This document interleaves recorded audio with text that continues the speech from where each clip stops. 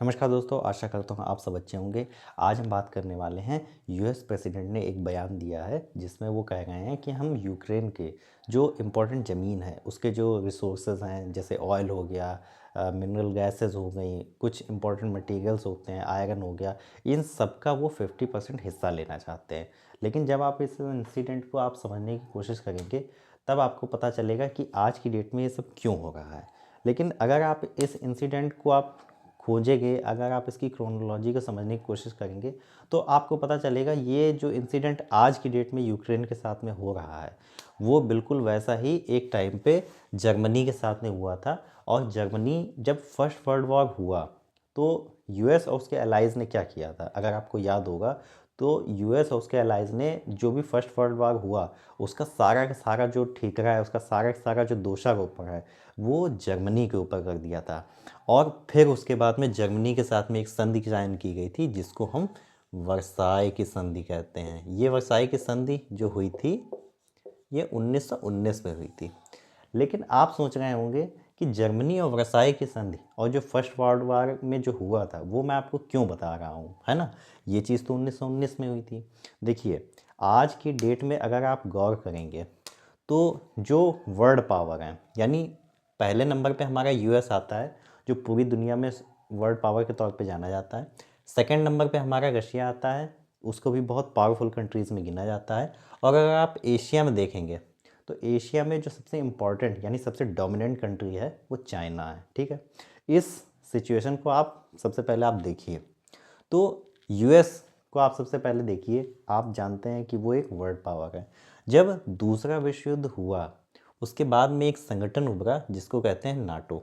ठीक है, इसका फुल फॉर्म होता है north Atlantic treaty organisation. US ने एक संगठन बनाया जिसका नाम था नाटो। नाटो के आज की डेट में अगर आप मेंबर देखेंगे, तो आज की डेट में उसके 32 मेंबर हैं। लेकिन इसमें दिक्कत वाली बात क्या है? देखिए, दिक्कत वाली इसमें बात यह है कि नाटो का जो संगठन है, उसका जो आर्टिकल 5 है, वो ये कहता है कि अगर आपने नाटो के किसी भी मेंबर कंट्रीज़ पे अगर आपने अटैक कर दिया, तो वो जितने भी मेंबर हैं इंक्लूडिंग यूएस, वो उसको अपने ऊपर कलेक्टिव अटैक मानते हैं, यानी सामूहिक अटैक माना जाता है उस चीज़ को। अभी क्या होता है कि रशिया उस चीज़ को एक दुश्मनी के तौर पे देखता है। अभी यूएस और रशिया को अगर आप देखेंगे, तो उनकी दुश्मनी ये बहुत पुरानी है। दो सुपर पावर है, और पावर बैलेंस जब बराबर होता है, तो इस तरीके की चीज़ें सामने आती हैं। अब ये तो हो गई हमारी यूएस की बात, यूएस और नाटो की बात, कि यूएस का अपना एक संगठन है जो नाटो है, और उसके अपने इस तरीके के क्लॉज हैं जिस वजह से यूएस और पूरा यूरोप उसको इतना पावरफुल बनाते हैं। ठीक है, लेकिन रशिया को इससे क्या दिक्कत है? देखिए, क्या हुआ था कि जब 1991 का टाइम था, रशिया कोल्ड वॉर जब अपने टाइम पर पीक पे था, 1991 के टाइम पे रशिया टूट गया। अभी आज के टाइम पे आप देखते होंगे बहुत सारी कंट्रीज़ हैं, जैसे उज़्बेकिस्तान हो गया, कजाकिस्तान हो गया, तुर्कमेनिस्तान हो गया, इस तरीके की बहुत सारी कंट्रीज़ हैं। ये सारे सारे एक टाइम पे रशिया के ही पार्ट थे, लेकिन 1991 के बाद में वो नहीं रहे। उसी में से आप देखेंगे यूक्रेन भी उसका एक पार्ट था। अब यूएस और रशिया को जब आप देखते हैं, तो क्योंकि इनके दोनों के बीच में दुश्मनी का इतिहास पुराना है, तो नाटो क्या कर रहा था, नाटो के मेंबर लगातार इसकी तरफ यानी पूरब की तरफ बढ़ रहे थे, लगातार इसकी तरफ पूर्व की तरफ बढ़ रहे थे। और आपने देखा होगा, रशिया और यूक्रेन वॉर जो 2-3 साल पहले शुरू हुआ, जब यूक्रेन ने अपनी हामी भर दी कि वो नाटो का मेंबर बन सकता है, तो भाई अब आप एक बात देखिए, जब रशिया का पड़ोसी देश, बिल्कुल पड़ोसी देश यूक्रेन है, अगर नाटो के सारे कंट्रीज़ लगातार बढ़ते बढ़ते कतई यहाँ तक अपनी इस नाटो मेंबरशिप को ले आएंगे, तो जाहिर सी बात है रशिया इस चीज़ को अपने एक जियोग्राफिकल थ्रेट के तौर पे देखता है। और रशिया बिल्कुल ये नहीं चाहता कि नाटो के जो मेंबर्स हैं वो लगातार इसकी तरफ पूर्व की तरफ बढ़ें। एक और दिक्कत वाली बात यह है कि 2014 में आप जानते हैं कि रशिया ने क्या किया था, 2014 में क्रीमिया पर उसने अटैक कर दिया था। उसके बाद में क्या हुआ था, जो उसकी यूरोपीय यूनियन है, यूएस, यूरोपीय यूनियन और नाटो, ये सब एक दूसरे के मेंबर हैं।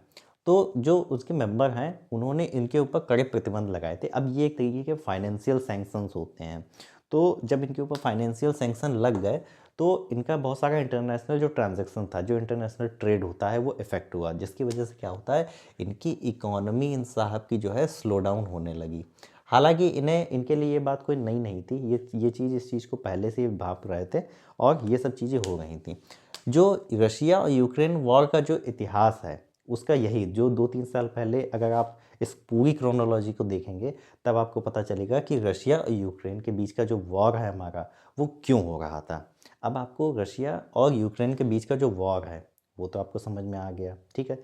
लेकिन यूक्रेन के साथ में अभी क्या हुआ है, अब आप वर्साई की संधि को आप एक बार समझिए, तब आप समझ पाएंगे कि यूक्रेन के साथ में US wants 50% share of Ukraine, oil, gas और बहुत सारे जो मिनरल्स होते हैं, अर्थ मिनरल्स होते हैं, उसकी बात उन्होंने कही है। ये कैसे आ गई है?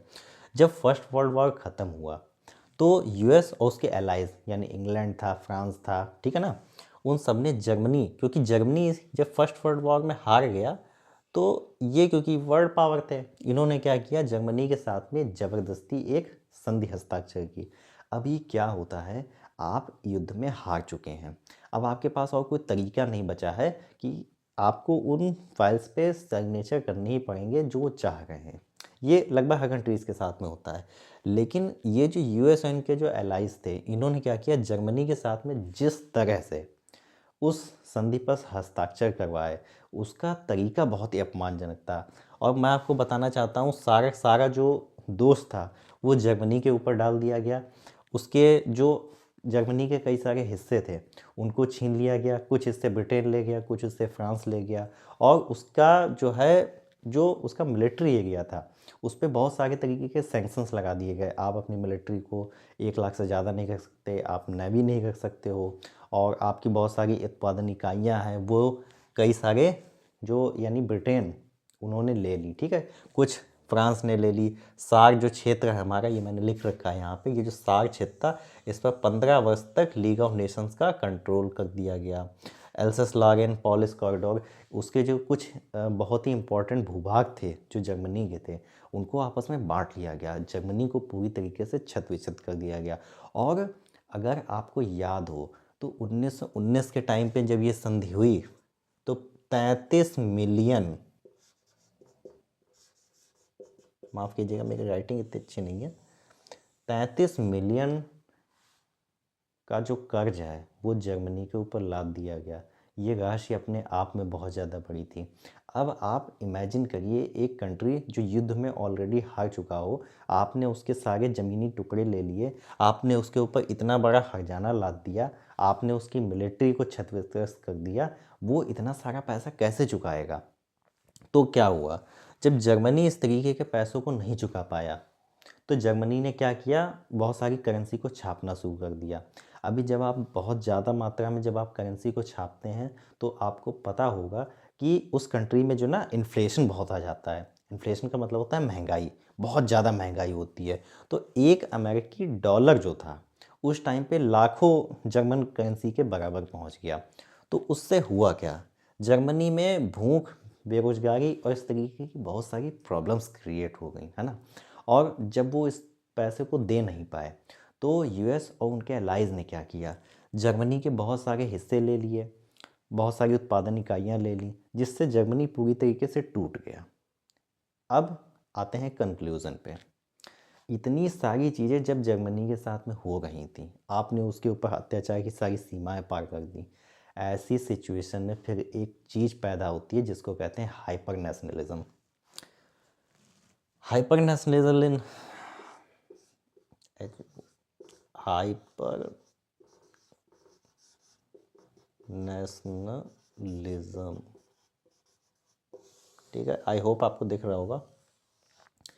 हाइपर नेशनलिज्म का मतलब ये होता है कि एक ऐसा राष्ट्रवाद जो कहीं ना कहीं रेवेंज के तौर पे उभरता है ना। और एक चीज़ मैं आपसे और कहना चाहता हूँ, ये जो हाइपर नेशनलिज्म की हम बात कर रहे हैं, हिटलर, हिटलर जैसा इंसान जो होता है ना, वो ऑटोमेटिक नहीं बनता है, उसको उसकी सिचुएशंस बनाती हैं, उसकी इस तरीके की परिस्थितियाँ किसी कंट्रीज़ में या उसके साथ व्यक्तिगत तौर पे आ जाती हैं, जिसकी वजह से आदमी इतना क्रूर हो जाता है। जर्मनी के साथ में जब ये सब हो रहा था तो जर्मनी में हाइपर नेशनलिज्म जब आया, एडोल्फ हिटलर के टाइम पे, आप इस सब से बहुत अच्छी तरीके से परिचित होंगे, एडोल्फ हिटलर को हर कोई जानता है। तो उन्होंने दूसरा विश्व युद्ध शुरू कर दिया। दूसरे विश्व युद्ध में मेनली जर्मनी सबसे ज़्यादा एक्टिव था। अगर आप जर्मनी को दूसरे विश्व युद्ध में देखेंगे तो जर्मनी सबसे ज़्यादा एक्टिव था और लगातार वो युद्ध पे युद्ध करते जा रहे थे। और ये जो हाइपर नेशनलिज्म होता है ये कहीं ना कहीं एक रेवेंज के फॉर्म में आता है। अभी इसका क्या सॉल्यूशन है? हालांकि सेकेंड वर्ल्ड वॉर को अगर आप नोटिस करेंगे तो इस सिचुएशन को टाला जा सकता था। अगर जर्मनी के साथ में इतनी बर्बरता ना की गई होती तो काफ़ी इस तरीके की पॉसिबिलिटीज़ हैं कि ये सेकेंड वर्ल्ड वॉर ना हुआ होता।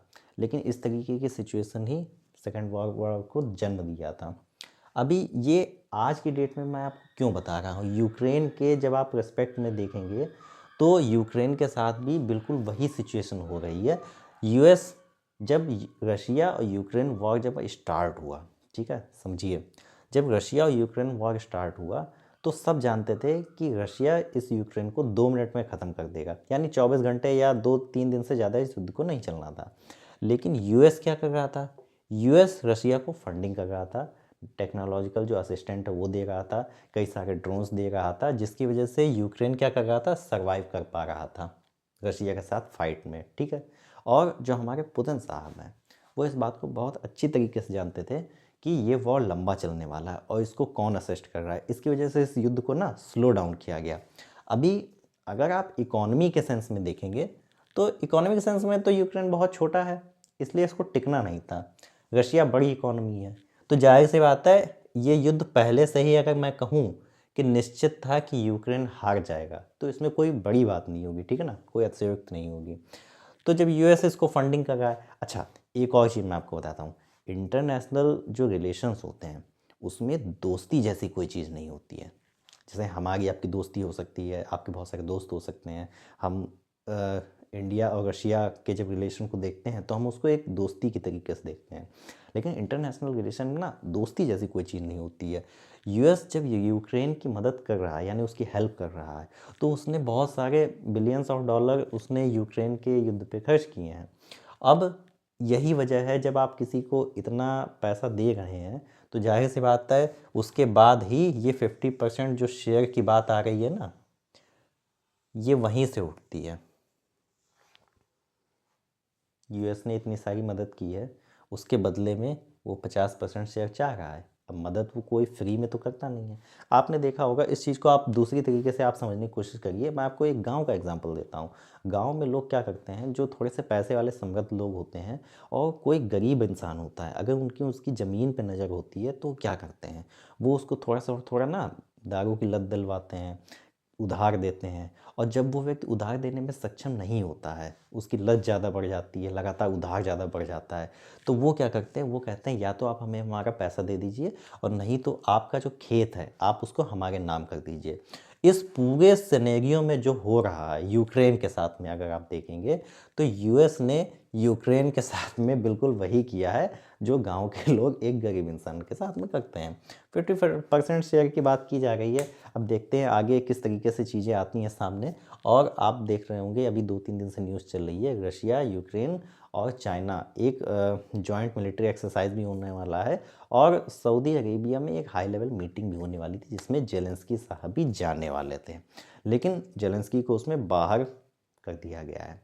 अभी यूएस और रशिया इन दोनों को आप एक दुश्मन के तरीके से देखते हैं, लेकिन आप देख रहे होंगे कि जो हमारे ट्रंप साहब हैं वो हमारे पुतिन साहब की तारीफ़ कर रहे हैं। क्यों? और रशिया और चाइना जिनको एक साथ बताया जाता था अभी तक, उसको यूएस कह रहा है कि ये दोनों नेचुरल एनिमीज़ हैं। इसीलिए मैंने आपसे कहा है कि जो इंटरनेशनल रिलेशन होता है उसमें फ्रेंडशिप जैसी कोई चीज़ नहीं होती है, उसमें एक ही चीज़ काम करती है, वो होता है इंटरेस्ट। केवल इंटरेस्ट की वजह से कोई भी चीज़ इंटरनेशनल रिलेशन में परमानेंट नहीं होती, यानी कोई भी परमानेंट दुश्मन नहीं हो सकता है और कोई भी परमानेंट दोस्त नहीं हो सकता है।